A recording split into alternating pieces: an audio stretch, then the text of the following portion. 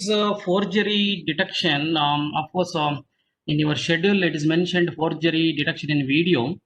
Of course, I don't talk on forgery detection in video. I just try to talk on forged text detection in video, or maybe forgery detection in video images, video images of text information. So that is actually my topic. Of course, I think you already since keynote address I have been watching. You people, I think your mind is loaded with so many things about deep learning, like in a truck, right? Truck with so many bags. Like this, I think your mind is loaded with so many things about deep learning. Probably at this moment, you might be thinking that without deep learning, you cannot survive. Without deep learning, you cannot even live. Also, we cannot do any research work. Also, probably you might have this kind of thoughts in your mind. I'm sure. So that's the reason I think Professor Shekhar mentioned, this talk. Yeah, now because I am not in machine learning guy, I'm not even deep learning guy. So I talk simple image processing things here. So maybe that change probably you wanted. So I think that is the motivation to introduce my talk here. So that's what and I felt and my guess. Okay, I think maybe before I start my actual research, probably I should show some one article here. Of course, they are given just 1.5 hour time. I think before that, yeah, before finishing our time, I think I should cover two topics. One topic is on forgery detection in video. Yeah, this one for forgery text detection in video, and another one actually journey of text detection. So that means how you can survive in your research area. Once you start some problem, how you can continue the same problem forever. So it is not that you keep changing the area or domain or problem. So of course that is impossible for any researcher or any scientist. He has to continue with the same field. That's what achievement. Because after struggling in so many years, once you reach some stage, then if you change your goal or change your theme or something, then of course you will lose your credential, lose your identity, lose your recognition. So I think one should not do that kind of work. So that is the reason actually Professor Shekhar assigned the topic to you. So probably you'll get some idea how you can sustain, how you can continue the same problem. So without changing the domain. So that was, I think, last topic I'll discuss. Now, initially, I will start in this topic. Now, I think if anybody has something in your mind, okay, without deep learning, we cannot survive. Or probably, I think I have seen many talks also, many seminars also, even workshops also. So what I felt, even if it is a artificial intelligence workshop, they will try to talk only deep learning things. If it is a deep learning also, of course, it will be a full deep learning only. So sometimes what I feel, there will be a lot of confusion here. So do you think deep learning is nothing but artificial intelligence, or artificial intelligence is nothing but a deep learning? I don't know. This kind of confusion, even if you look at the title of this workshop also, machine learning and deep learning, something is there. Even I got doubt. What do you mean by machine learning? What do you mean by deep learning here? Yeah, this is true also. Even one of my faculty also came to me with his curriculum for Master of Artificial Intelligence. He has mentioned very clearly machine learning is one chapter or something another topic, and deep learning is another topic. Really, I don't know this one because I am not a machine learning guy. So I am not a machine learning guy and a deep learning guy. So I cannot differentiate what is the difference between machine learning and deep learning here. For me, deep learning is just like a machine learning only. It's a classifier or something, or maybe a feature extraction, whatever it may be. It is a sub branch of a machine learning only. So that was my idea here. So what I'm saying here, maybe just I will try to show this article. Probably you will get some idea. Something is disturbing. Okay, look at this article. I think you can see this article, right? Yeah, this one. Actually, Oxford University. Just I was reading this article. Just a few seconds I will spend here. Then I will start my talk. So don't worry. So don't think that I am explaining something different. Just I am trying to highlight you that artificial intelligence is something different from deep learning. It is not that something you should always think that deep learning is nothing but artificial intelligence, or without deep learning you cannot survive at all. That should not be. See, look at this one. Look at this actually yellow color mark here. So A is a narrow. It works. Okay, this is fine. I think these you people know very well. So now straight away I'll go to this one. Fundamental limitations here. Look at here. There is a word in fundamental limitations. Yeah, this one. Greedy, opacity, and brittleness. What do you mean by this? Greedy. Look at this sentence here, greedy. So deep is a greedy in the sense that huge amounts of data is required. Oh, I should remove this one. So we can remove. Okay, deep learning is a greedy in the sense that huge amount of data is required to make to make it work. Okay, yeah, that means what? It is required a lot of information. That's a greedy. That means greedy means, of course, you just what is the general meaning of greedy? Greedy is always see without data set and without a predefined data, you cannot do anything now. So that means what I feel here, deep learning is nothing but a target oriented language or a target oriented task. So that means when you know the target, then only you can achieve something. If you don't know the target, you cannot do anything here. Of course, people call even data driven, so many things are there. I think you already gotten that information. Just I wanted you to highlight and highlight these kind of 3D, three fundamental limitations: greedy and opacity and brittleness. So what do you mean by greedy? Yes, greedy you already know now. So opacity relates a well-known problem that ultimately amounts of numerical weights. That means there will be how many parameters? Probably million parameters, right? So then how you can guess it? What is happening? This is impossible for you. That's what actually deep learning problem also. If you ask someone, any expert, if you just ask him, okay, what is happening inside? He knows input, he knows output, but what is happening inside? Nobody knows. Because see, million parameters, how he can understand million parameter function? What is happening? Even nobody knows, and all million parameters are contributing here. So what I'm saying, so and brittleness. Brittleness means, what do you mean by brittleness? Yeah, just read in another sentence should be there. Opacity is fine, and we have no way of recovering expertise embedded in with this network. Finally, yeah, means that neural network can fail in surprising. Yeah, this is another thing. Whatever you talk, no, maybe you can say million, billion data. I trained in a machine or in your deep learning with a billion data.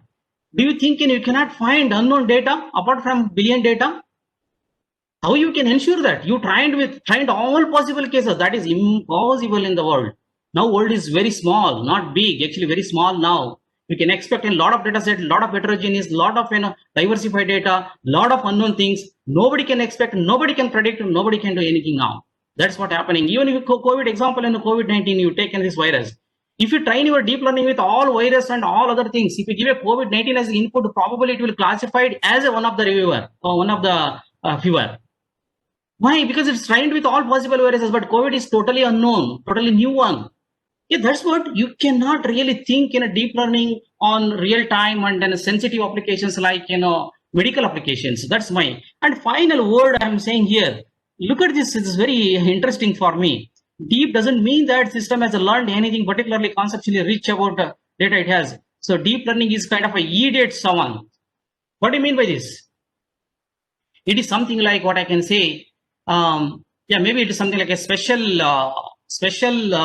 kid, something like special kid, special person. So assume that some person has some handicap. If he has handicap, definitely another sense will be very active. His IQ is very high. Like this, that's a special something. That's what you can say. Ultimately, deep learning. So why I am showing that article? You should not think that deep learning is a life. Deep learning is something can solve all problem. No, it's impossible. It can solve only particular problem, only particular domain, only particular data only, not really everything. So that's what you need to keep in your mind. So in that way, I think you've already gone through a lot of things, and probably I think I should appreciate Professor Shekhar. When I saw this your schedule, probably next talk is very interesting. Yoga for stress. I think the intelligent person can put in this talk. Because he knew that you people have a lot of information, and you people have a lot of stress by learning so many deep learning in 1 week. So finally, I think you should have a stress, how to release your stress. So I think that's a good topic. Okay, next I think that's all. I wanted to convey information, because I think since keynote address I have been watching, everywhere in deep learning only. But people should not get in frustration, should not feel that okay, deep learning is a life and deep learning is only the solution for every problem. One should not think in this way. Of course, we are not in machine learning and we are not in deep learning. How we can survive then? Without deep learning, you cannot survive. No, we can survive. We are better than deep learning and machine learning. At least we can think of a generalization. But deep learning people cannot think of generalization. Even they cannot predict sensitive things and unknown things. Okay. Anyway, if you ask the same question to machine learning people, I think they will answer to everything, because that is what their area and that's what their expertise. Obviously, So yeah, that is always fight between deep machine learning people and image processing people. So really we have we will have in this kind of healthy fight and discussion when we go to conference and meet different people. So it's okay. Now our plan is something like this.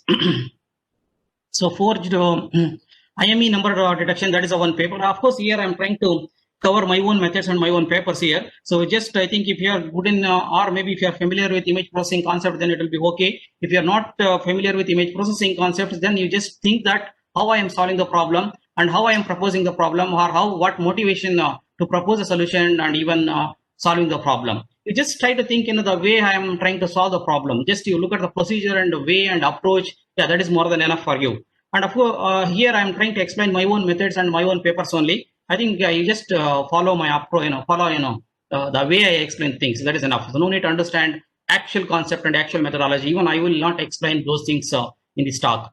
So okay, the first talk should be IME number. This I think you know very well, International Mobile Equipment Identity Number. This is a unique number of a mobile. So of course, yeah, there is we have done some work on that one. And finally, pose caption and text detection still images. I will try to explain what I mean by this one. And again, in video, we'll try to use explore temporal information for forged caption text detection. And finally, this is also a very interesting topic. That's what I just believe that maybe I will talk in those things in the next talk, not in this talk. So you need to find a new application always. So it is not that you should go with a conventional way. Of course, when we were doing in a PhD, we used to read a lot of papers, and of course, in our time we didn't have internet. Also, we didn't have anything. Also, we used to go to IISc library to collect papers. So it's fine. So we used to read a lot of papers to understand what is the problem, what is the issue here. I think now if you follow this approach, it is impossible for you to identify the new problem or unsolved issue. Why? Because world is so small now. You just take any problem or even single problem, you can find n number of people working on the same problem now. So when you have n number of people are working on the same problem, then you can expect every second, every day, new paper. Then if you start reading papers, then it will be endless. You will never reach. It will never end. So that is the reason I changed in my way. So instead of going with a literature survey, instead of reading all the things and finally you look at the new surroundings. Every day you can see new application. Every day you can see new things. Every day something is new. So watching TV, watching newspaper, discussing with someone, or maybe something else.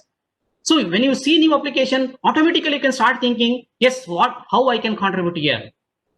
What is my role here? So that means if it is a new application, there will be a new requirement here. If it is a new requirement, there will be a new challenge here. So that should be the problem for us. So instead of going with a lot of literature survey, reading these, that, and so many things, you try to find a new application here. That will be good also because that is a current demand. So people are expecting solution to those problems. So you try to connect something in a new application which is available in your surroundings. Then you try to find your own problem. According to your expertise, according to your specialization, you try to find a problem. Then you start thinking, okay, how you can solve the problem. That will be fantastic even for defining a PhD problem also, even masters also, intern also, whoever it may be. So that is the way I am just following here. Maybe if you like this way, you just go, go with this idea. Otherwise, of course, if you can go with the conventional way, you start and looking at the papers and reading all those papers, and probably you need 2 years.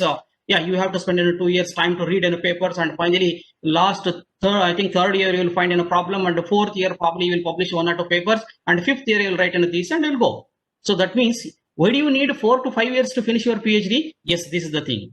Initial 2 years you will spend time in reading a papers. Okay, so that's what I am trying to say here. Forged family actually is a forged family.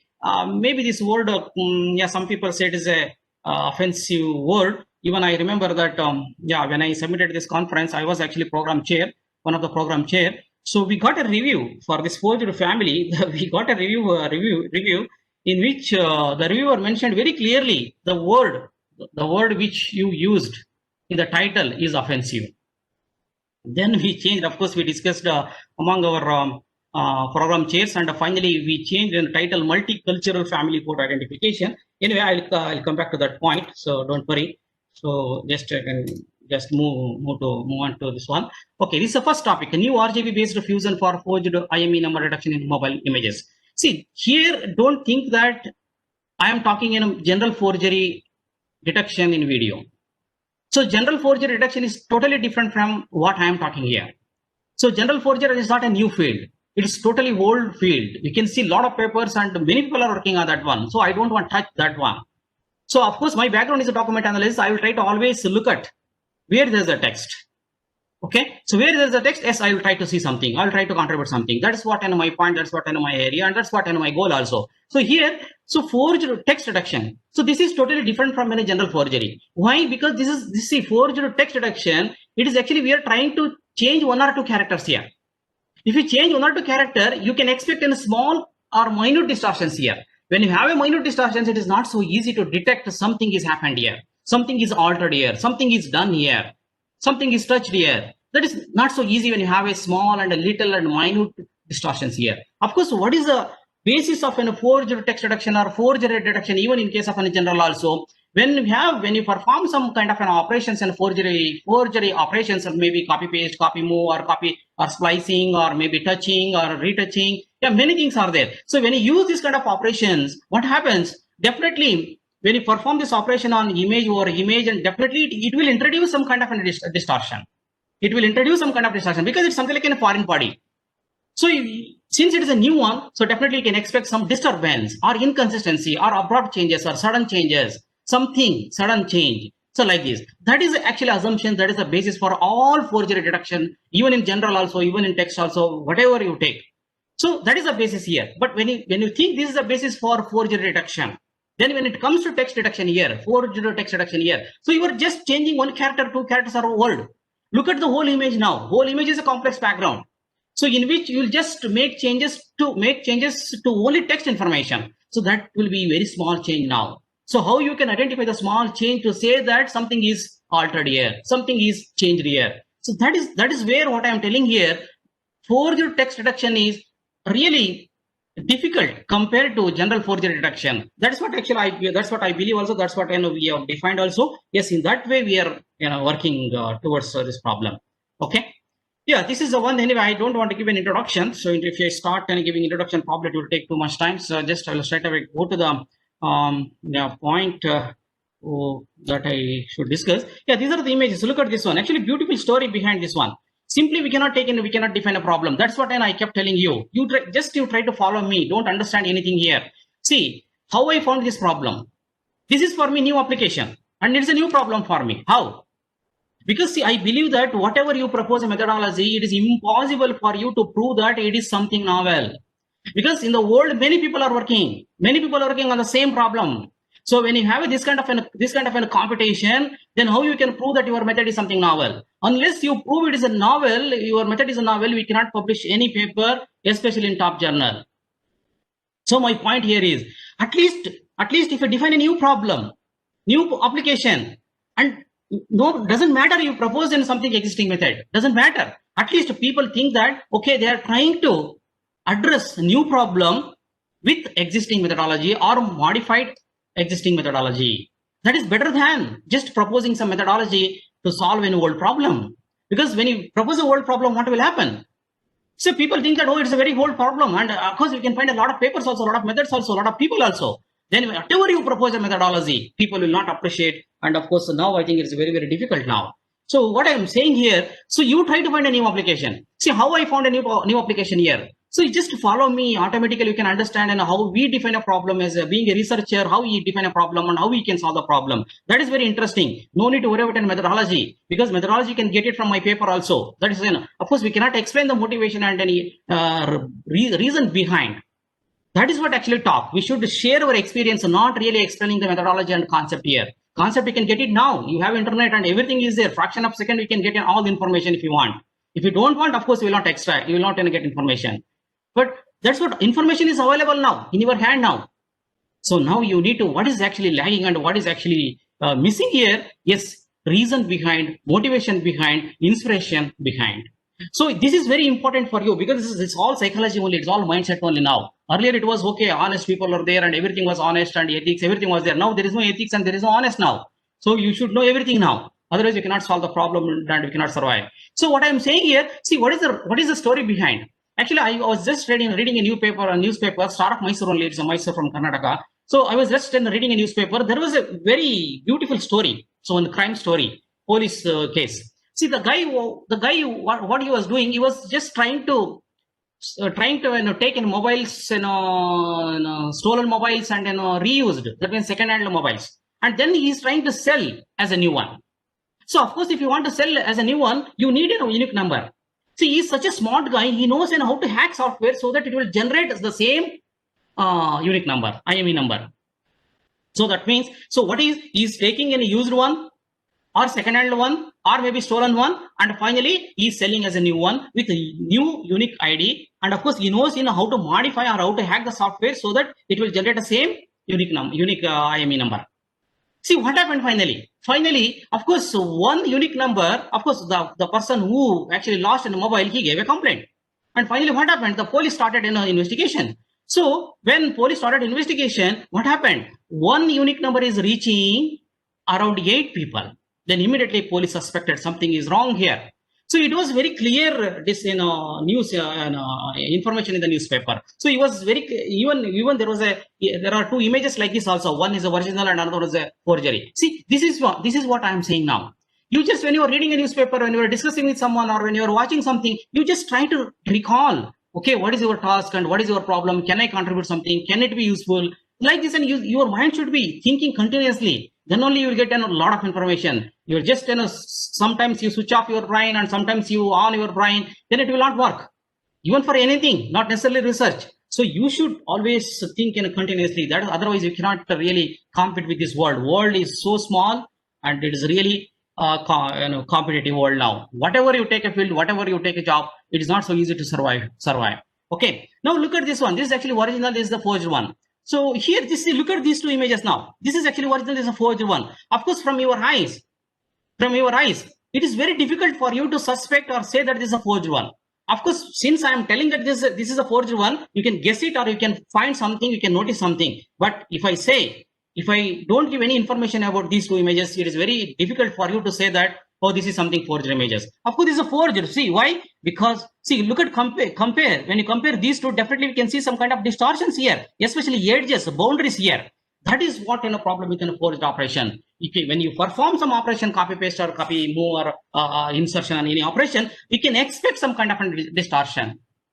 Okay. Now look at this one. This is actually insertion operation now. So we are trying to insert. Insertion operation is actually very complicated here. Complicated in the sense, of course, it is not so easy. It is actually difficult than copy paste. Copy paste, of course, it will create a lot of distortion, but insertion doesn't create a lot of distortion. It doesn't produce more distortions. So it is actually compared to copy paste and insertion. Insertion is actually tough here. Okay. Now what is our job? Somehow I need to say that this is a forged. This is a original. This forged is original. How? That is the point here. That is a problem here. So how we can? Okay, no need to tell this one. Straight away go here. Now this is another point you have to remember here. But time I don't know. So that I'm going fast or slow. Okay, this is the one now. This is the original and this is the forged one. Now you see what I did here. Yes, I'm suspecting some changes here, right? So how I can visualize, how I can observe. There are some changes here. There are no changes here. So see, when you compare these to histograms are a very simple operation. You are just pixels and versus how many times in the pixel and the color is occurring. So it's a frequency. Look at this one. What is happening? Look at this is the distribution now. Look at this is the distribution for forged one. So what is happening here? We lost some information and we lost some information here. Even the shape is also something different compared to this one. That means what? It is confirmed now. Easily we can confirm that yes, there is some change here. Yes, there is something. This is something different from this. Easily, this is actually what we call observation. Unless you show observation like this, if you just propose any deep learning or whatever you propose, I don't think people appreciate this work, because you need to explain on what basis you are proposing the algorithm, on what basis you are ensuring that yes, your algorithm really works. That is most important in the paper. Maybe it is a journal or it is conference. Of course, when you are targeting an IEEE transactions, this is a must. Without justification, without observation, simply if you propose something, then that means people easily guess that blindly you are giving input and you are getting output. You don't know what is happening. You don't know what is the relation between input and output. And you don't know what is the contribution here and what is the method here. So what I am saying here, see, this is very clear now. Easily we can notice, people can understand easily, yes, something is lost here, something is there here. So that is more than enough for me. Now you propose your own methodology. It is not that you should follow image processing concept now. Now observation is very clear.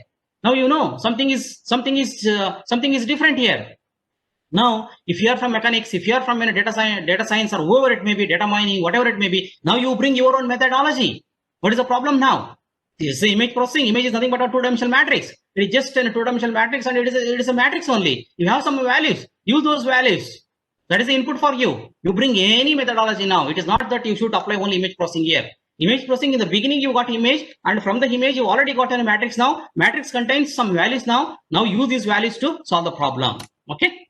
Yeah, that's the thing. I think you just see what is our approach now.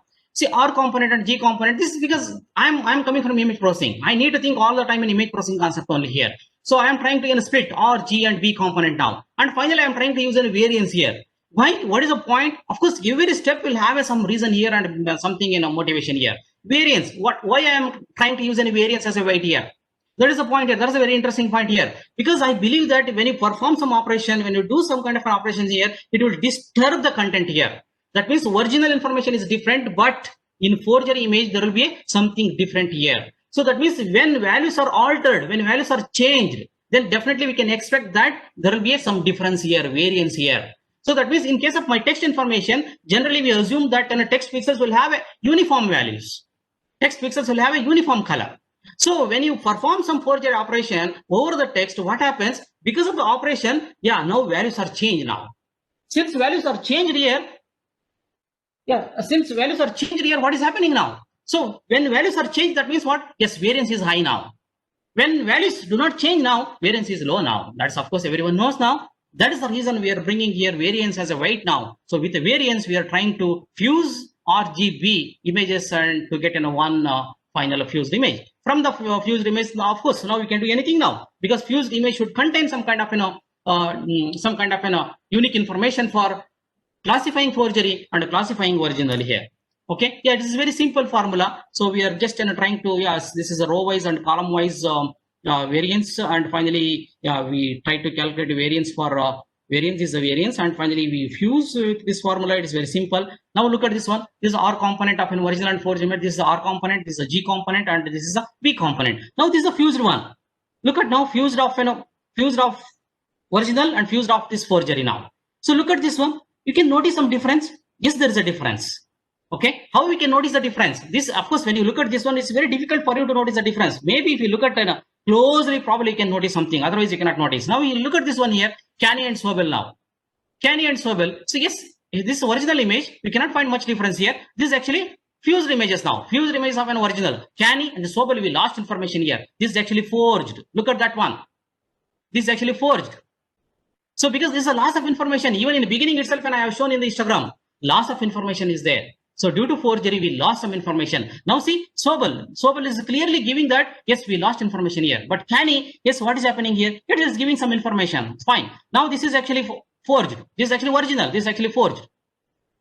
Now what is happening now? Again, this is Canny and Sobel of an input images. Yeah, in this input image is a fused images. The input image is fine. Something you are getting information. But look at now fused images. What is happening now? Canny is giving in a lot of spurious edges or maybe erratic edges here. Again, if we lost information here. So that is more than enough for you to say that. Okay, this is enough for you to differentiate now.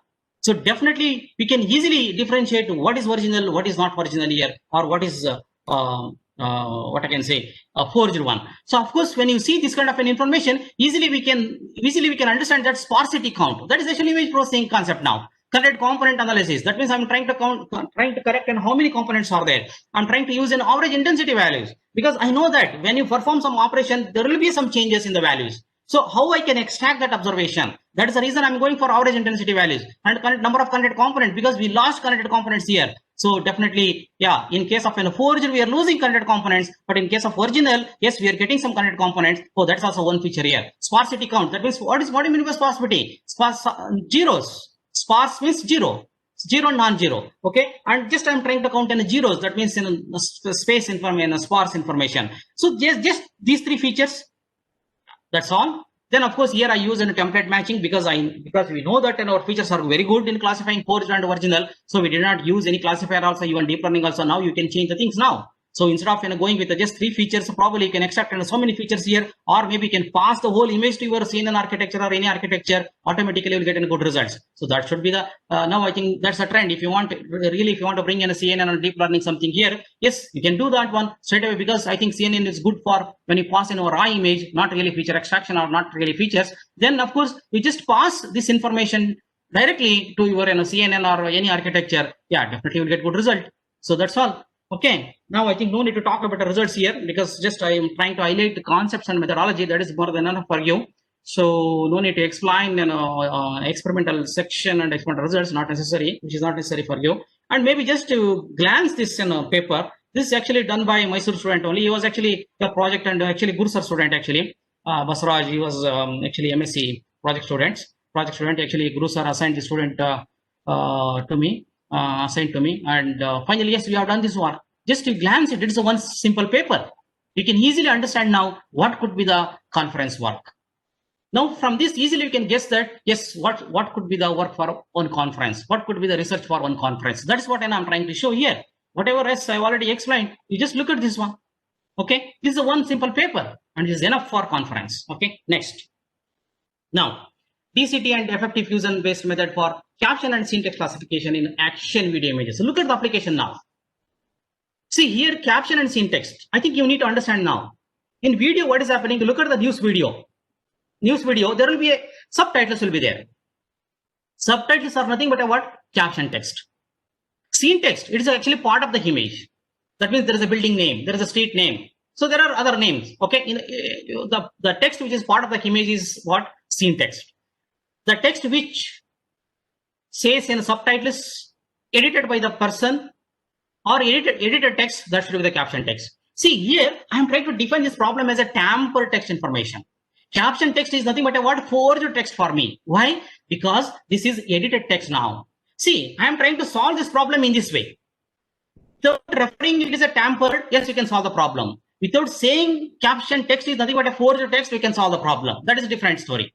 Now, I don't want to go in that way. What I'm telling now, caption text, I'm trying to define a caption text as what? Forged text now, because this is edited text. You are editing over the video now. When you are editing in the sense what? It is something like insertion now. It is an operation now. You are performing some insertion operation. So for me, it is a forged text. See how I define this problem. But when you look at the paper, most of the time they try to classify caption and scene text, but nobody define yes caption as a forged text. See, that is what I'm thinking. That is what in a simple application. That is what in your research area. Okay, no need to bring a new methodology, new concept. Of course, we are not a scientist to bring in a new concept or new methodology here. We are researcher. What do you mean by researcher? There are so many things exist in the world. You're just trying to choose the one which you want. That's all. You're trying to choose the relevant one. That is more than enough for your research. Okay. Now look at another application, action video. What do you mean by action video? Of course, in computer vision, action identification, action recognition is a big research now. So of course, without video, without temporal or maybe single image, that's also another big issue, another research area now. Of course, that is a computer vision field. That is a computer vision people, not for it's not in a document analysis job. So since I'm coming from document analysis, so why should I compete with those people? No, I don't want to go in that way. How I can contribute? How document analysis guy can contribute to solve this problem? That is very interesting here. So what I did here, action video images. So of course they are trying to solve with their own way, but I don't want to go in that way. So what I did actually, if video contains some text information, then try to extract and caption text and scene text now, and try to classify what is caption and what is scene text. And you know very well that text always gives an exact meaning. Text always gives an exact meaning, right? So because once you read the text information, automatically it gives an interpretation of the content of the video. That means exact meaning of the video. No need to understand, no need to worry about the whole content of the video, because text automatically gives a meaning of that one. Scene text gives in some kind of a context. Caption text always you can use it for annotation. Okay, so now my point is this one. Once you extract text information, automatically it gives a meaning. Use this meaning for annotation. Why use this one, this text information for identifying action or recognition? Because that is what an approach here. Okay, so that is application here. See, application is also very important for you. Okay, now no need to explain these things. Okay, these are the 5 classes I've taken: craft and yoga and recipe and something like this. See how we can say it's a craft. How we can say he's doing some exercise. How we can say they are preparing some food. How we can say this is advertisement. How we can say he's singing. So that is what action now. So of course, if there is a text information, this is actually scene text information. This is actually caption text information. Now I am trying to extract, I am trying to classify. This is a scene text, this is a caption text. How? So for me, yes, this is a caption text. Why I am saying it is this is actually forged to text for me. Why I am saying it is a forged text? Because it is an edited text now. So since you edit now, yes, I can say it's a forged text now. So see, look at this motivation now. Before classification, yes, what is happening? When you perform, when you use a recognition method, so yes, we are getting some incorrect results here. So here we are getting better results here. After classification, what do you mean by that? So before classification, you are taking all everything as input now. So you are not classifying what is this text and what is this in class and something like this. That means you are taking everything as a one, everything as input. Now after classification, you are trying to take in individual classes now. So when you take individual classes, that means what? So you are trying to reduce the complexity now, because now you are focusing on one class, not all the classes now. So that is what the advantage of classification here. So we are trying to classify, and finally we say that, okay, since it is a classified now, focus on only this class to achieve better results. Okay, now this is the methodology. Anyway, okay, straight away go to the this one, DCT. Yeah, we used DCT, FFT fusion. Okay, this is the thing. Now this is the input images. This is actually Fourier transform and caption and syntax. This is actually DCT. Now look at the property here. See, this is actually caption. This is the syntax now. See, I did not explain what are the properties of a syntax. Syntax, since it is a syntax, it is a part of the image. Nobody knows what is the nature. We cannot predict what could be the nature of the syntax here. But when it comes to the caption text, we can easily say that, yes, it is we can expect some high contrast, high clarity and visibility, everything. Why? Because this is the edited text. Nothing to do with the image, nothing to do with our video, nothing to do with the background here, because you are editing. So since it is editing text, we have to read that one. Yes, they will edit properly. So caption text, always you can expect some kind of good clarity and good contrast information. So, but it is actually what is happening. This is actually tampered text information. It is actually tampered or forged text information. See, DCT, I don't know the DCT, but I know the properties of the DCT. What is the special property of the DCT? DCT always gives highest value, maybe DC coefficient or something. Yeah, it will be left top corner, and gradually look at the diagonal elements. Gradually values decreases and decreases towards what? Right top, right bottom corner. So that means when you look at the right bottom corner, you will have just zeros. But when you look at the left top corner, it will be high value. So that means we can expect a brightness here, and slowly we can expect a darkness here. Look at that is a property here. That is a property I'm trying to exploit here. See, for scene text, it is original. So definitely we can expect more brightness here and more dark here, because this is an original image. It is not altered. It is not tampered. But this is tampered. You see, we don't see that kind of property here. See, here brightness is spreading now. Why? Because it is a tampered. See, that is where you need to observe. That is where you need to write a justification. If you don't mention this kind of property, then there is no use of a DCT coefficient here. And you write whatever the theory about DCT and everything, nobody will appreciate, because your problem is this one.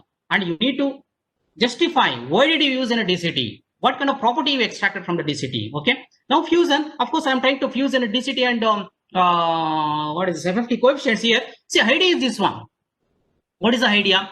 See, if you use in a frequency domain, of course, high frequency coefficients always represent in some kind of an edge information. So I am trying to merge.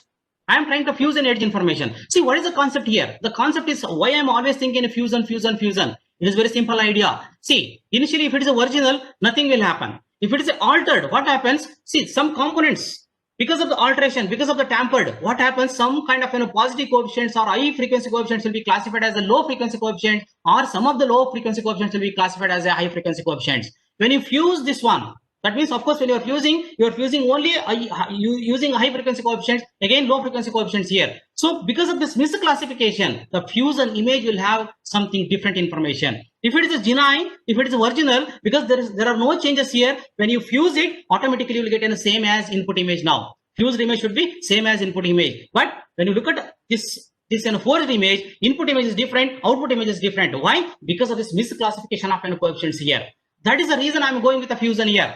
So why? That's what, for every step there will be a reason behind. That is what you need to learn. That's what you need to remember here. Not writing paper or doing research is not so easy. Okay. Maybe yes, that's the one. Here, look at this one. This is actually fused image. This is the fused of a caption and syntax now. See, as I mentioned earlier, caption text is a good text, good clarity. So we are getting some edges here, but look at this one scene text. This is actually unpredictable. We don't know what is happening here. This is actually fused image. So here you can see some information, but here when you apply Canny, we don't see any information here. So this is enough for me now. It is very clear now how we can differentiate now. Something is visible, something is not visible. That's all. Now you just bring in your own conditions or feature extraction. You do whatever you want now. Now you classify it because it is very clear now. There is a difference. Okay. So I think that's all. Here what we used, maybe just we used the average sparsity. Again, we use in a sparsity count larger than non-sparsity count. That means we are counting something here. And of course, here you can see some information here. That information is always, of course, non-sparsity. That means non-sparsity count is high here. Here, sparsity count is high. So that's all. So very simple. No need to use any classifier here. Because when you have a good feature extraction, then no need to use any deep learning and a complex architecture here. That is what I believe. I think now the trend is changing actually. Now the people are trying to use in both handcrafted features and deep learning now. So people already stopped proposing only deep learning and architecture now. So now slowly trend is changing now. Okay, fine now. Results no need to discuss. Okay. Yeah, just look at this one. This is the one conference already accepted now. See, this is again, these students are Paul students. Yeah, Professor Umapada Paul. He's actually now he's in US now. He's actually my student, master student. Okay. Yeah, this is a one simple work. You see, why we got acceptance? Why it is published? Yes, not because of the DCT coefficients and FFT. It is because of application and because of solving some problem in different way. Not really something in a novel methodology because DCT coefficient is there, FFT is there. What I am doing? I'm just trying to exploit some properties here. Of course, what is very interesting here? Interesting is application and a problem here. So people think that, oh, they try to fuse in this way, or they try to extract a DCT and something FFT, or they try to combine in different way to solve this problem. That is what interesting here. So that is the way you need to think. If you're a researcher, yes, you need to think in this way. Okay. Next. Now, so of course, in a previous method, we did not use a temporal information. Of course, video means what? Temporal information. That's the third dimensional. T we call in a time or something. Okay, how we can explore, how we can exploit temporal information for caption and syntax classification. Problem is same. See, now I am trying to use temporal information. How I can use the temporal information? Yes, that is what. Yeah. Okay, here we have to straight away go to this one. Yeah, see, here we are trying to use a wavelet decomposition. See, look at our approaches. Probably most of the time I try to use frequency domain for caption and syntax classification. Because according to my experience, what I believe, if I see something from high, I try to prefer spatial domain methods. If I don't see anything from my highs, that means a difference. That's what I'm saying in a difference. Then I will try to prefer frequency domain. Why? Because I believe that a frequency domain is sensitive to small changes. But spatial domain, of course, sensitive. But anyway, when you see something, then easy to justify the things. So when you cannot see something, because this is a forged, yeah, obviously we cannot see, we cannot notice clearly. Something is always not visible. So in that way, what I am saying here, so yeah, I try to prefer in frequency domain here. So now you look at this one, LH, HL, and HH now. So LH, of course, horizontal components, and these are high frequency components now, subbands, we call in subbands, and HL is vertical, and HH. See, diagonal information, vertical information, and horizontal information. I am just trying to fuse again, combine maybe something in union operation. See what I'm doing here, I'm just trying to say that high frequency coefficient, I'm trying to classify in positive and negative coefficients here. Positive coefficients and classified as a 1 are candidates, and negative coefficients classified as something 0. So here what I'm getting when I fuse this one, this all red pixels are candidate points now. See, look at this one, this is actually caption text. So what is happening here? You can expect some clarity and a clear structure here, but here we cannot expect any clear structure properly here. See, that is the difference here. So that means it is a scene text now. This is a caption text. Caption text is a good text, good clarity. So now we can see some structure here. Here you cannot see some structure. Okay, look at the red pixels here. Now how I can extract this property or extract this observation? That is what the whole research here. Okay, now what I do? See, I know very well that if it is a text information, if it is, of course, you just don't look at this one. Now look at this row wise. What is happening? In the beginning, you don't find any information, and again, when you go in the middle, definitely will have more number of pixels here, and slowly number of pixels reduces at the end. So same thing is true, right? That is a property. So what I did here, this is actually one property to represent or to say that this is the text information. That is a property. We know that one because we are all document analysis and we know the image processing now. So now see what I'm doing. I just calculate a standard deviation of first row, second row, third row. So as I mentioned here, first row standard deviation is high.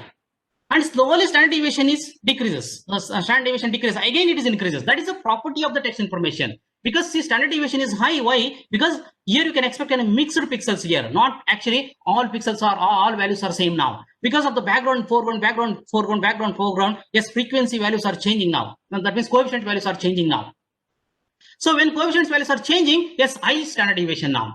So of course here what is happening, more number of text pixels are there because in the middle more number of text pixels. Of course we cannot expect a high variance here or high standard deviation here. So what is happening now? So yes, it is decreasing now, and again it is increasing because again it's the same problem here.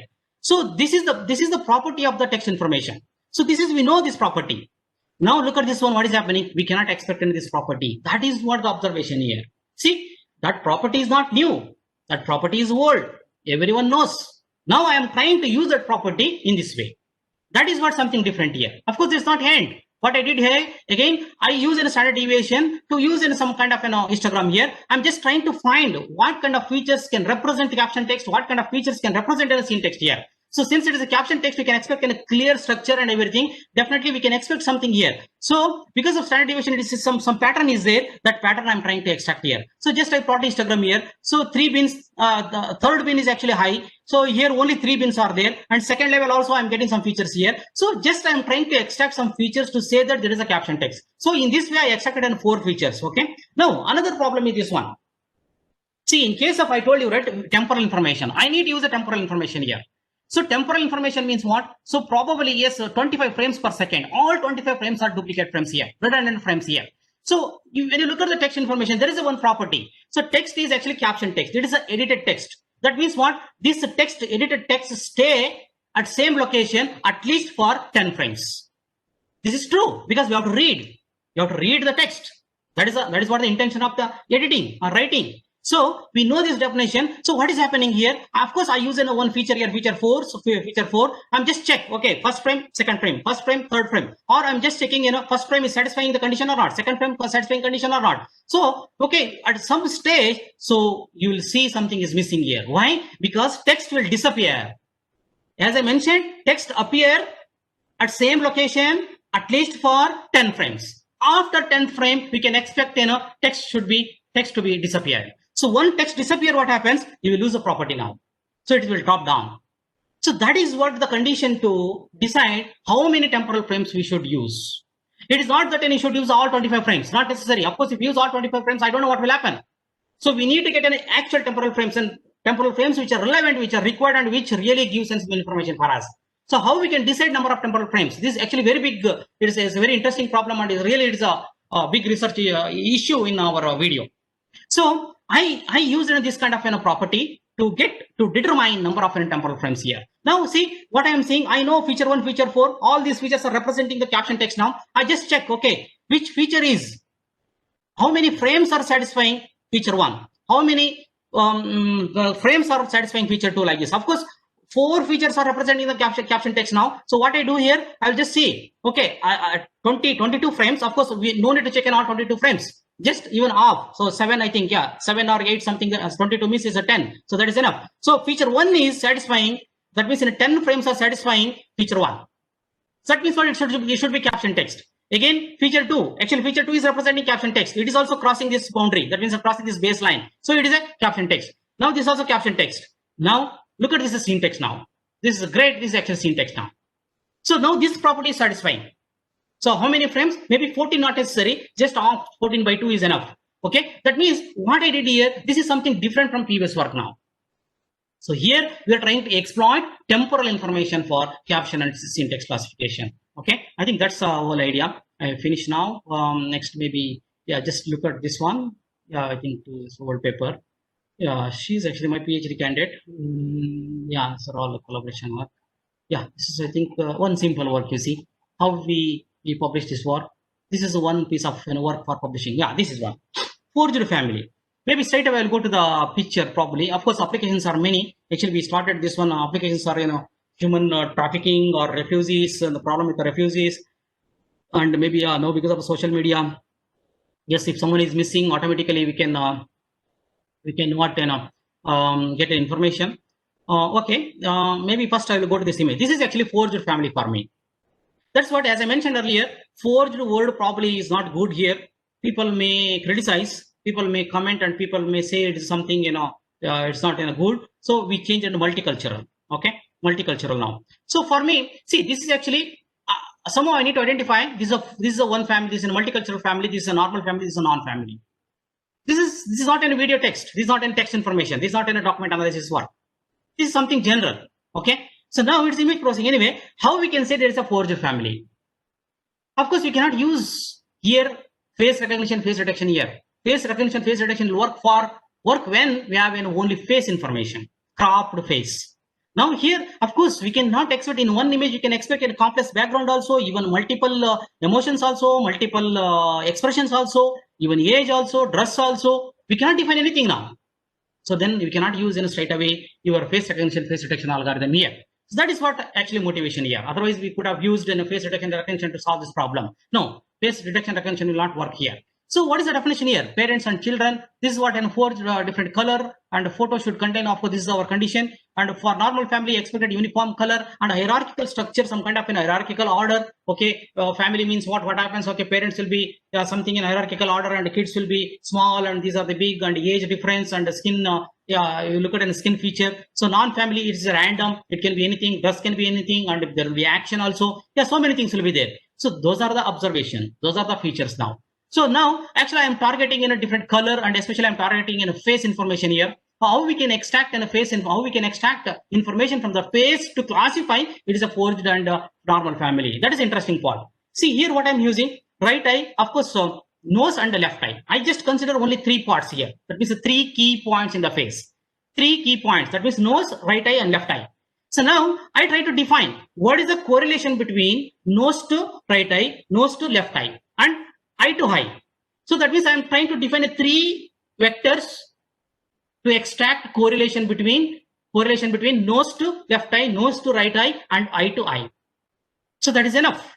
Okay, look at this one. So that is this is actually it's a known algorithm. So you just use some existing algorithm to find points. So of course we wanted just boundary points and any key points of nose and face. So from that one, yes, we just detected nose and left eye and right eye. Okay, this is a triangle kind of relationship. Now, yes, as I mentioned, so I need to find out correlation between nose to left eye and right eye like this, and eye to eye. So 3 correlation vectors now. So what I did actually, I just try to take in a center point. From the center point, I will just grow a ring like this. So until it reaches the boundary point, then we will stop it. Okay, like this we draw, and finally every ring I will try to extract the spatial density. That means you will count the number of pixels. See, simple features I'm trying to extract here. Okay, we are trying to extract features here. So, and phase angle. So we are trying to calculate angle for every pixel in each ring. Okay, so that means what is happening? I'm getting one vector for nose, one vector for eye, 2 eyes. Okay, to one vector. So that means 3 vectors. Then I'll try to find a correlation between nose to left eye, nose right eye, and eye to eye. So that's all. Okay, so now this is a feature. So of course we take a mean because there will be many faces in one image. So go with the mean information. So mean and this is the mean, this is the median, this is the standard deviation, and this is the value. See, these 3 are 3 vectors and the 3 correlation vectors. So yeah, this is actually spatial density histogram, and this is actually phase angle. Look at this one. All 3 are look different. Some difference is there. That should be there. If you don't see any difference, then we cannot differentiate. We cannot classify. Okay. Now there is a difference. Okay. So now, yeah, you can look at this one. So total, I think 18 feature we extracted because 9 features from spatial density, 9 features from phase angle, and finally 18 features. That is enough. So we used, I think, SVM classifier or which one? Maybe anyway, simple classifier for classifying because we don't use any deep learning here. So that's all. Okay. Yeah, this is 19. Yeah, this is already published. This is very simple work. You just imagine how we can get one piece of research work for conference. Yeah, same thing. Okay. Maybe this one. Yeah, she's actually intern from Bangalore. Yeah, she's my PhD candidate. Okay, now I think that's all forgery detection. Now, straight away, I just go to another topic. This is actually one more topic. Yeah, this actually even Professor Shekhar also wanted this topic, but yeah, I wanted to spend more time. It's fine anyway. Okay, I'll try to go fast and try to cover many things, as much as possible. I'll try to I'll try to cover more things now. Okay, journey of text reduction. What do you mean by journey of text reduction? Yeah, that's what, as I mentioned in the beginning itself, very beginning itself. So when you start, because as I told you, my topic is actually video text reduction because my background is a document analysis. So I started my research work on text reduction and recognition in video and natural scene images. So I need to continue. How I can continue? That is what and the whole story here. So it is not that someone says, okay, oh, this problem is saturated, this problem is small. Don't believe these kind of words. These are all nonsense words. If someone says, oh, this problem is not good, this is saturated, you just assume that that person does not have much knowledge about your topic. Who is he to talk those things? So it is none of his business, right? That's what that means. You should believe yourself. You should, it's your topic, it is your area. So you need to maintain, you need to somehow justify, you need to continue.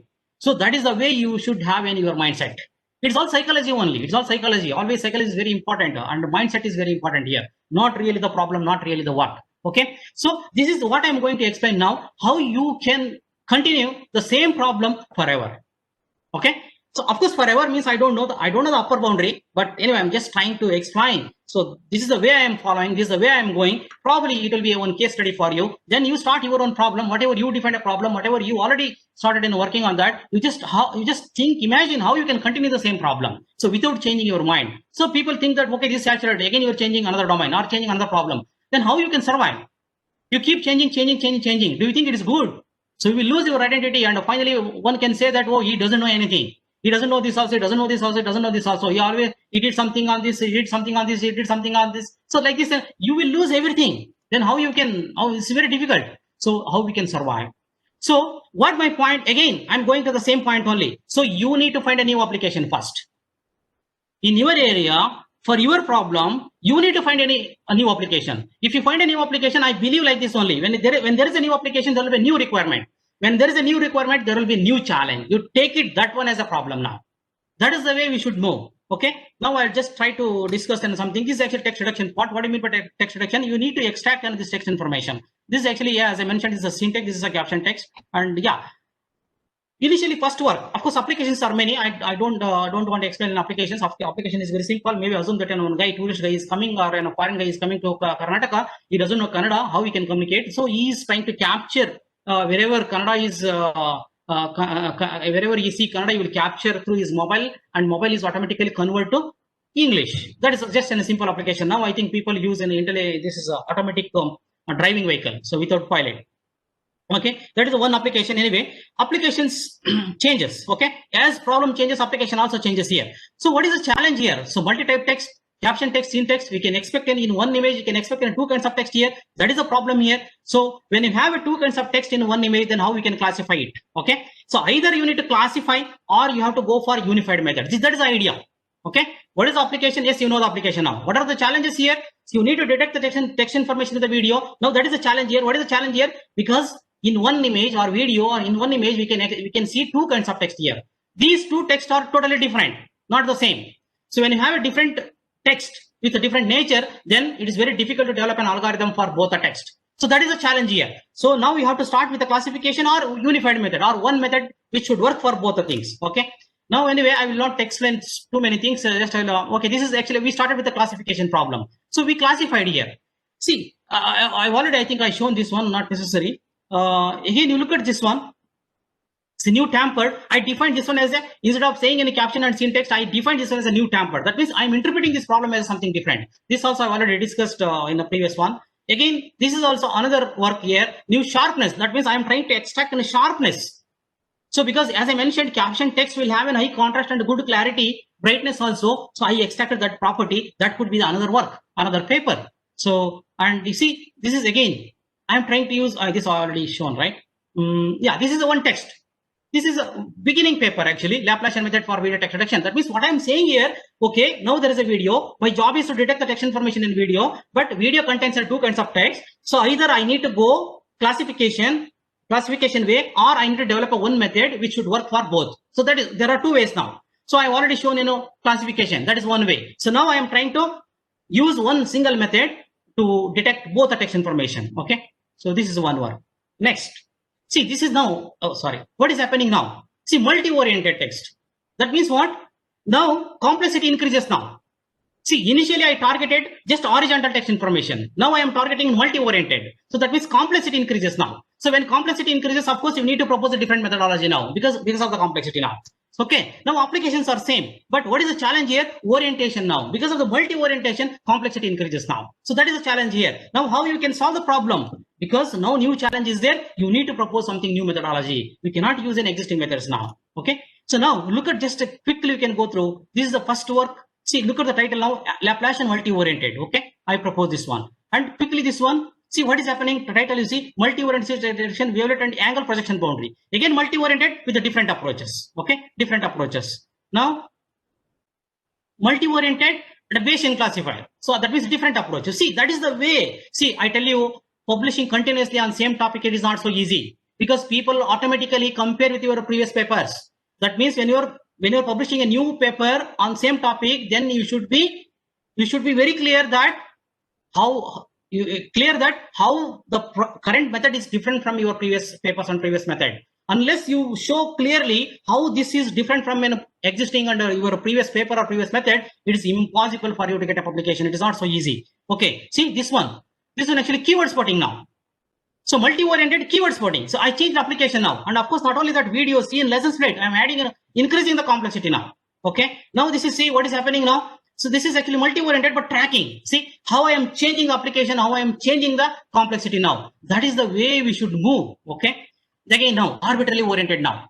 See, previous one, multi-oriented. Now this is arbitrarily oriented. That means it is a curve, any kind of text in any orientation now. That means what? I'm trying to increase the complexity now. Okay. So when you increase the complexity, of course, application changes, and again, complexity and challenges also, complexity also changes now. Now, look at this one. Just look at the title. No need to see gradient vector flow, arbitrarily oriented text. See, I brought some concept to address this arbitrarily oriented problem.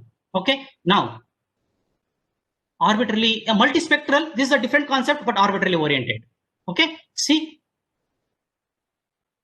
this is okay, this is actually the noise information. That is okay. No, this one. This one is, see what is happening now. Curved.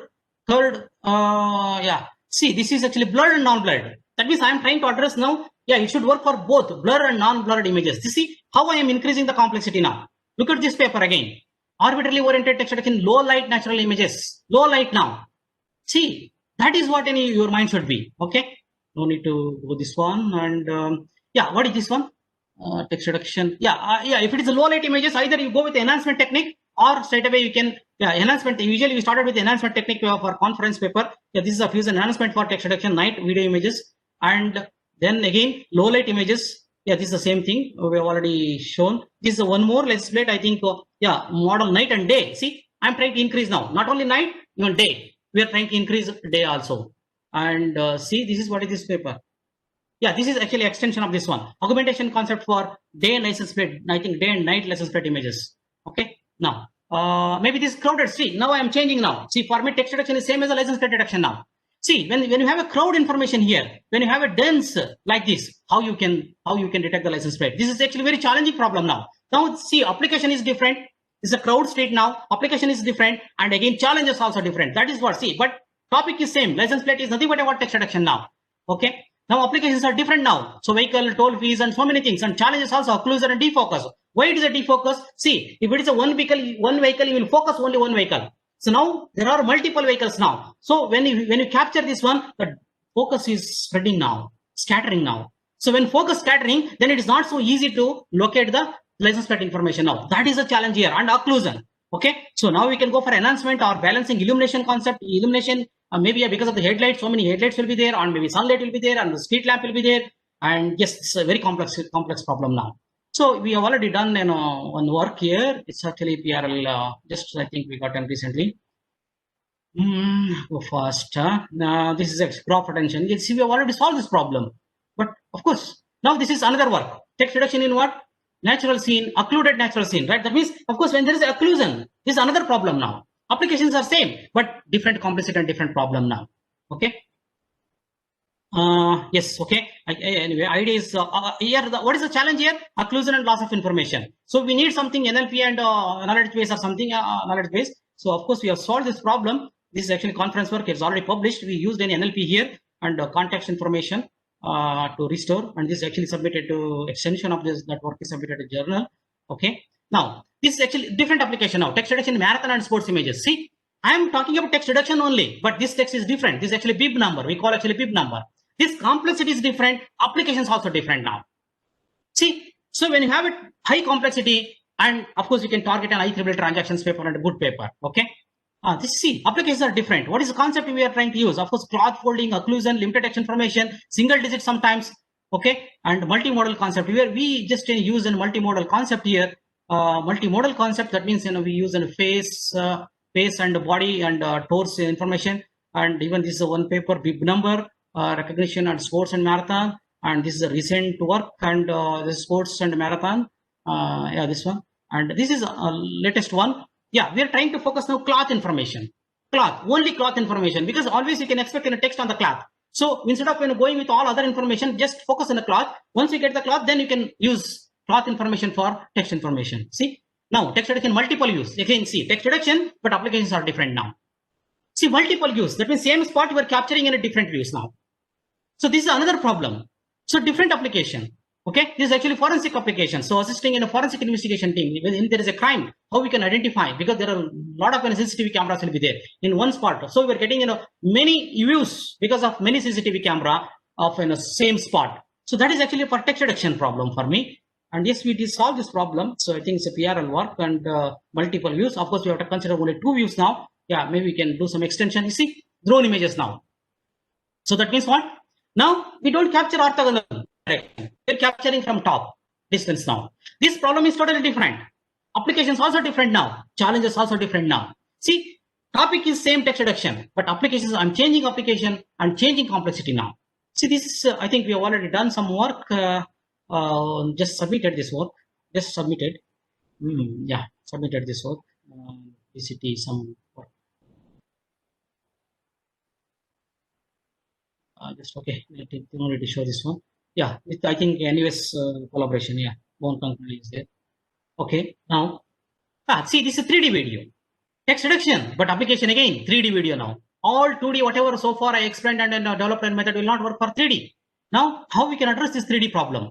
Problems are also applications also different, and of course challenges also different. And again, how we can so there's one way is classification. So can we classify 2D and 3D? That is one way of solving. This is already published. And again, this is also published. So now, so image, we are trying to classify 2D and 3D. And shadow, we use the shadow information for 3D and 2D. Because see, when there is a 3D, how we can say it is a 3D? When there is a shadow, we can say 3D. So assume that it's a 3D text, if you capture from orthogonal direction, you will not see any shadow. If there is a shadow, then only we can say 3D. If there is no shadow, then it should be 2D only. Even if it's a 3D, it looks like a 2D images, okay?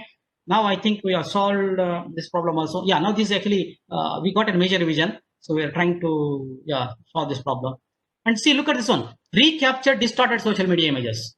It is again text reduction only. But now images are different. Applications are different now. Now I am trying to collect from the social media images. So social media images is very tough because each social media will have its own mechanism to store the images. So when it stores, when it uses its own idea, its own methodology to store in information, there will be some kind of distortions or maybe compression. So due to different compression or due to different mechanism, yes, you can expect some kind of distortion. When you have this kind of distortions, yes, how you can capture the text information. That means complexity is totally different. It's actually pirated text. Let us say pirated movie. So how we can detect a text in the pirated movie? So it's not so easy. Okay, this is another problem. Okay, we have done something. So actually WhatsApp images, we used in WhatsApp images here. Social media images already published.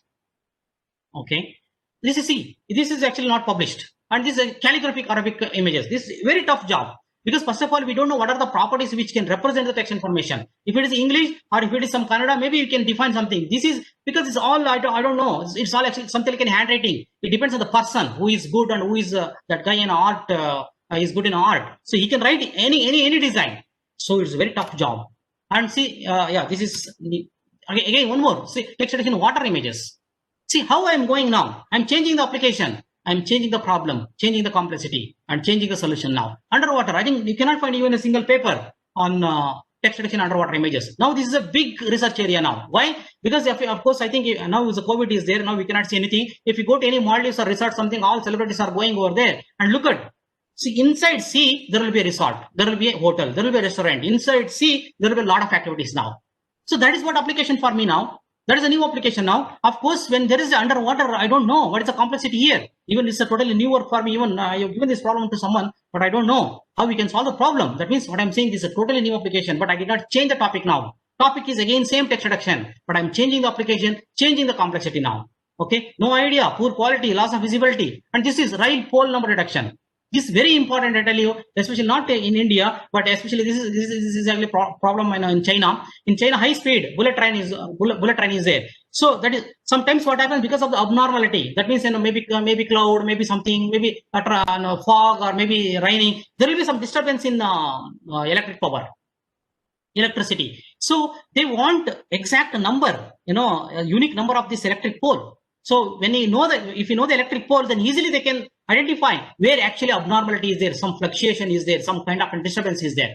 So this is very interesting application. But what is the problem? This problem is totally different, because see, digital only digits 571 like this will be there. This digit can be vertical also, horizontal also. Not only that, look at the surface. This is actually cylindrical surface. Sometimes we can see text like this, a number like this. So, and if fog, snow, so it is a different. Okay. Yeah, this is actually a new problem. So we don't know. I think that's all. Yeah, challenges. Yeah, I think. Okay, I'm done. So if you want to show other challenges also, I can show. I think maybe we can stop, right? Sir, you can continue saying some other challenges also. Oh, okay. Thank you. And I'm very happy if you ask me to continue. Okay. Just I will. Oh, sorry.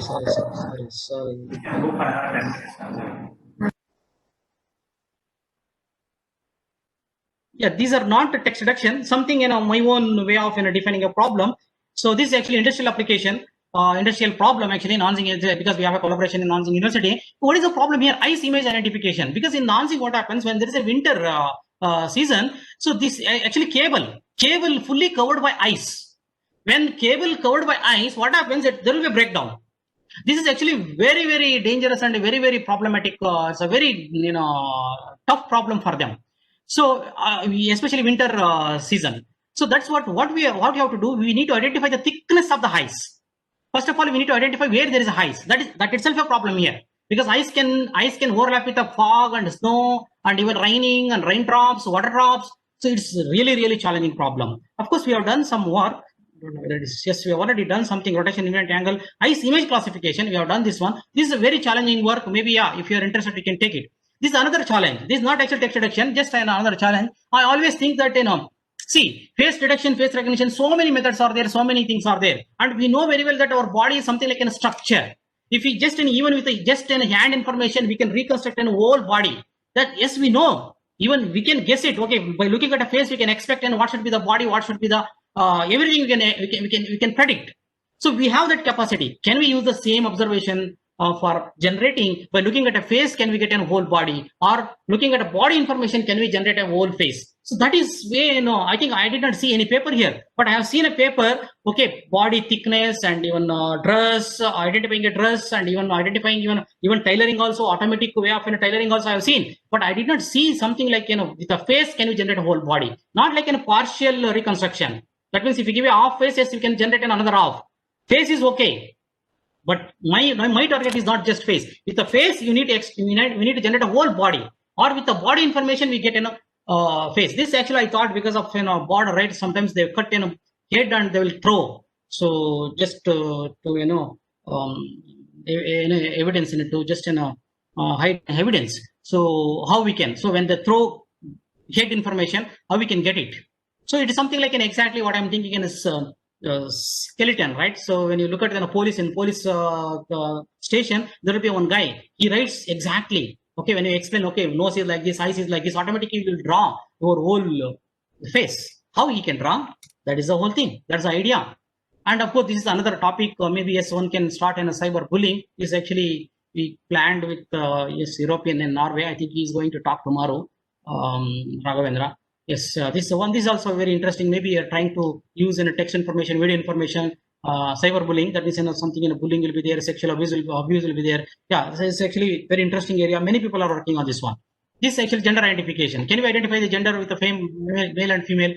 Yes, this is also another interesting area, especially with respect to Indian context. But here, Malaysia, nobody write anything now. They stop in writing because they don't use handwriting at all. Even if you go to classroom, they'll just capture with their camera. They don't write anything. They don't have even practice of writing.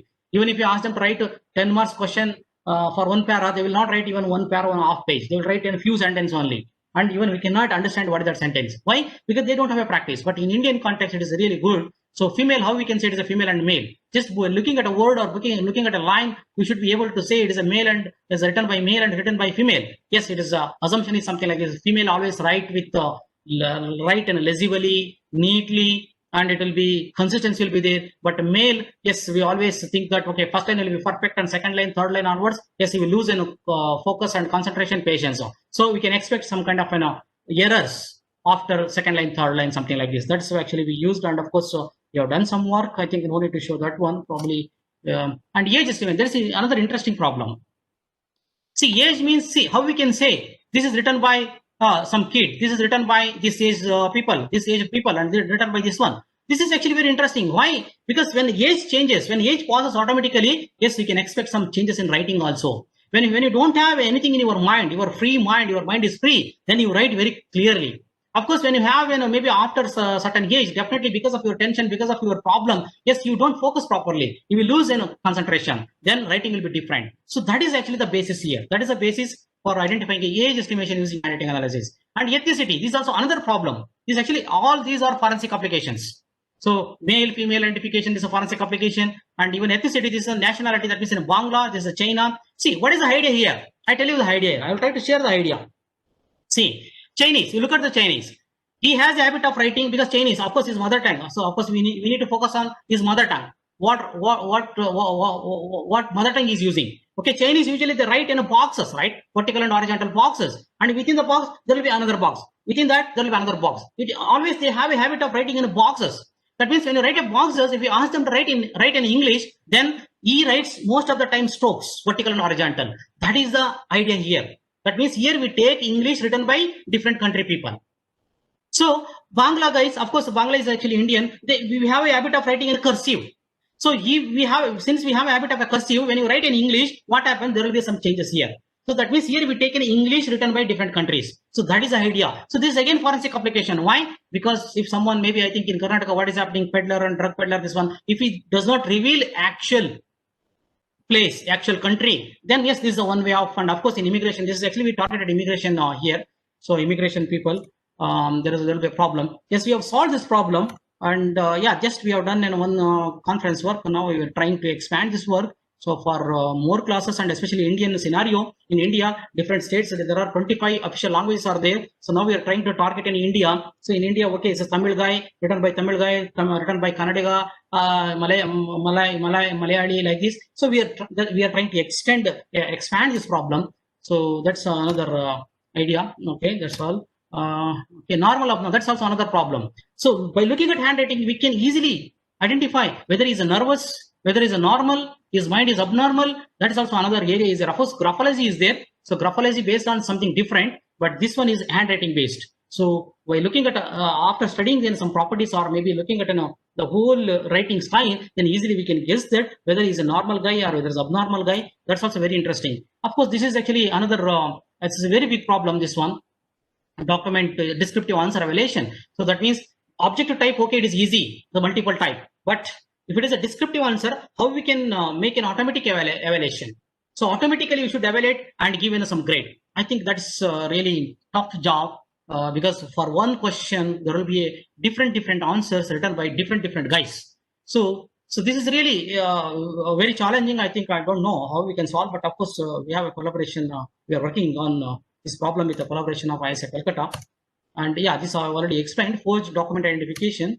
This is actually crowd, and this is also forensic application. So how we can differentiate a group and crowd. So yeah, I think many papers on that, but just I started assigned this problem for someone else, but we did not solve this problem. But it's a very interesting problem. It's a very tough problem also. Okay. Yeah, this is another problem. Photograph identification. See how we can identify the right identification. Right identification is there. Signature verification is there. Yeah, many things are there. But can we identify the photographer? So that means we are looking at just photo images. We need to say that this guy, this photo captured by this guy. Of course, now initially we are targeting only professional photographers, not really non-professional photographer. But it is very challenging. Maybe you can find only one paper, not really many papers. Actually, we are trying to solve this problem, but we submitted this one. Actually, yeah, this one came back. That means it was rejected now. So we need to do something to that to resubmit. Yeah, but this is a really very interesting problem. Of course, this is actually forensic application again. So there are methods for camera identification. So when there is a photo, yeah, from the photo or from the image, easily we can identify source camera. That is there. Many people worked on that. Many papers are there, but not photographer identification. So we are defining this problem as something different. Okay. And yeah, this is already done. Of course, this is actually forged handwriting. This is handwriting. That means not actually earlier in what I explained in video text reduction. This is actually handwriting. This is very tough job. So this is also one work I think we've already done. Yes. Oh, this is actually journal. Oh, we got actually major revision from IFS, Information IEEE Transactions on Information and Security, Forensic Security. This is, yes, we got major revision. We need to address this problem. Yeah, this is another industry problem. Actually, I'm working with one industry here. I think this is a common problem in India also, even throughout the globe also, even world also. See, what is their project? Actually, the tower is there, right? If there is a defect, how we can identify the defect? Of course, in Malaysia, what is happening? This company has in one area you can expect 10,000 towers. So manpower is really very tough job. That means it is very difficult for him to identify exact tower and repairing that tower, identifying the defect. It is very tough job, and of course, it is a very cost problem. So that's what actually they have given this problem for us. So what we have to identify, drone will capture the whole area and drone send in information to us. So then we need, of course, for every tower we have in a structure, because they give in a structure of the whole tower. So we have that information here. We have attributes and parameters of every tower. Now we need to just by taking input from the drone video, we need to identify where there is a defect. Once we know the defect, then we need to send the person directly to the tower to repair.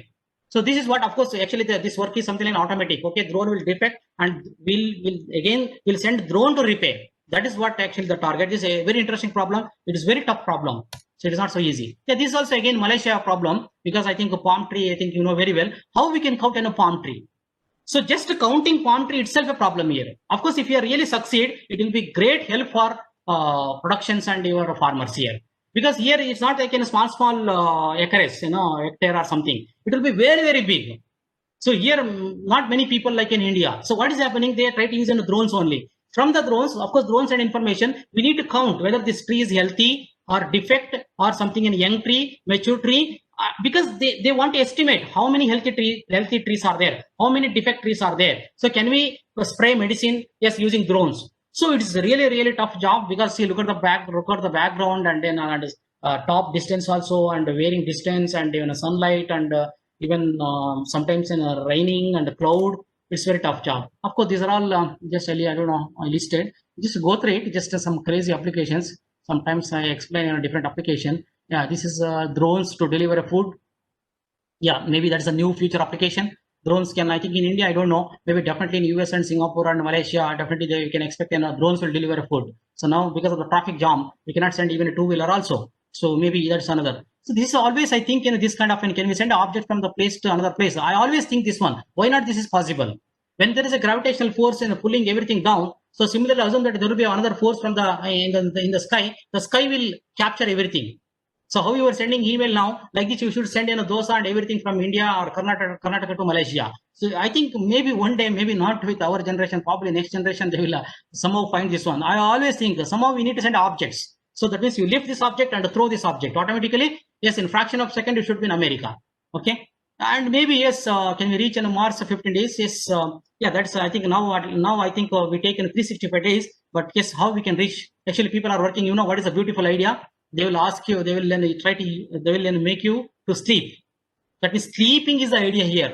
Because as long as we are active, we will eat more. That means we will consume more food. So they try to reduce the food.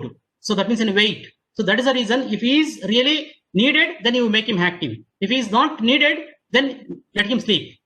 So sleeping is the idea. So I think probably they've already solved this problem, but I don't know. We don't see in the newspaper or something. But yes, people are working on that one. And the new media, other than text and video, we always depend on the air information. Without air, somehow use some different media. I don't know, maybe we can find some way.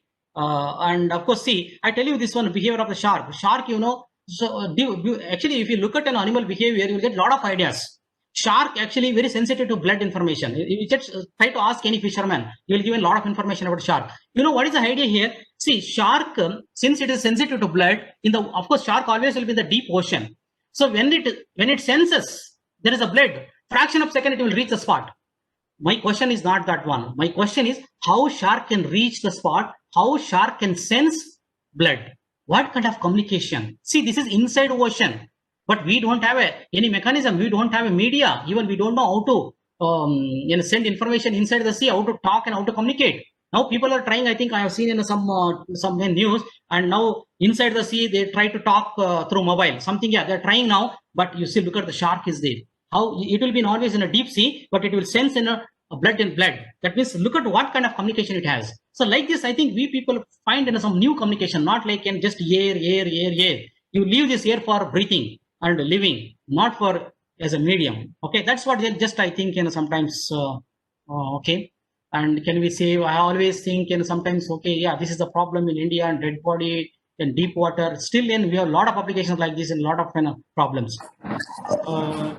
Yeah, maybe can you design a vehicle which can, yeah, this is another, I always think that when I go to village, this vehicle which can jump like a frog. Is it possible? This is because in India, what is happening when I go to my village, we cannot see tar road, right?